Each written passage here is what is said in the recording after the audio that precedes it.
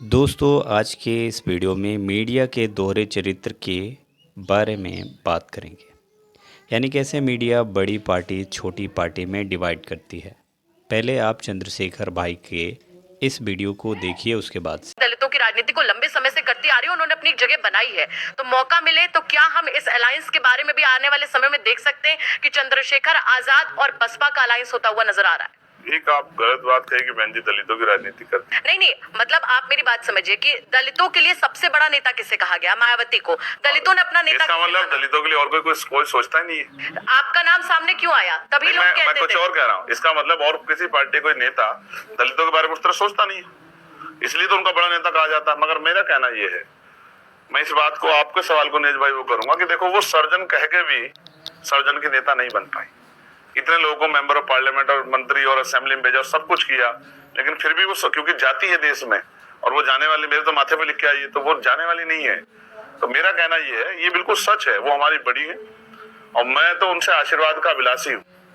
वो उनकी गिनती अब उनमें नहीं है कि वो चुनाव में जाए और उनके ऊपर कोई टिप्पणी करे। वो हमारी बड़ी नेता है, वो हमारे महान पुरुषों में आती है। मैं तो चाहता हूँ कि वो आराम करे और उनका बाकी काम वो हमें भी सिखाए और उनके नेतृत्व में हम लोग इस काम को आगे बढ़ाए। मैं तो चाहता हूँ। इन मैडम के बारे में मैं ज़्यादा कुछ नहीं कहना चाहूँगा, लेकिन हाँ एक प्रश्न ज़रूर पूछना चाहूँगा कि मैडम, अगर आप इन सब पार्टियों को, जैसे एएसपी हो गई, बीएसपी हो गई, इन सब पार्टियों को अगर दलित पार्टी कहती हैं, तो कांग्रेस जो है उसको कौन से कम्युनिटी की पार्टी कहेंगे आप? जबकि इस पार्टी ने कई साल राज किए हैं देश में और ये पार्टी सबके लिए काम की है। वैसे बीजेपी है, बीजेपी ने भी आज मान लीजिए कि उसको तीसरी बार प्रधानमंत्री बने हैं मोदी जी, उनको एक कम्युनिटी का नहीं कहा जाता है, उनकी पार्टी को भी एक कम्युनिटी का नहीं कहा जाता है। चाहे कांग्रेस हो चाहे बीजेपी हो, इनको किसी कम्युनिटी में नहीं रखा जाता, इनको सबकी पार्टी कहा जाता है। तो वैसे ही आप इन पार्टियों को एक कम्युनिटी का क्यों कहती हैं?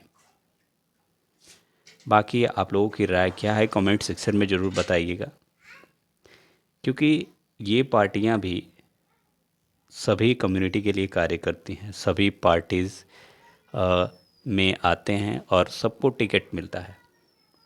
कोई भी कम्युनिटी हो या कोई भी कास्ट हो, सबको इक्वल रिप्रेजेंटेशन मिलता है। अब आपकी क्या राय है कमेंट सेक्शन में ज़रूर बताइएगा। मिलेंगे नेक्स्ट वीडियो में, तब तक के लिए शुक्रिया।